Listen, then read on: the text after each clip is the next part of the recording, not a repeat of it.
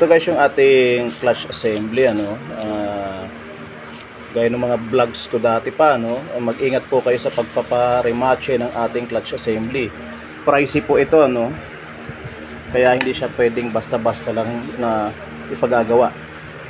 So ito yung ating nakuhang parts, no.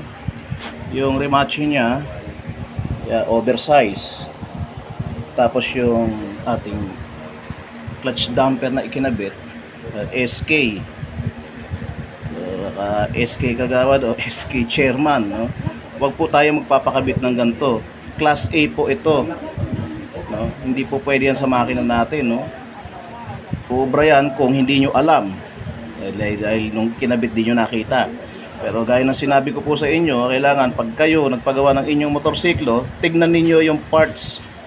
Kung meron kayong budget rin lang, buy genuine parts, no? Ito yung pagkakaiba ng ating original parts na pang TMX at ito yung peke SK. Ang original parts is may code yan, K, ayan, blurred, yun, K140. So yan yung genuine, no?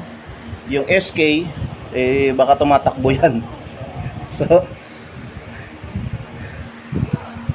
yan yung difference.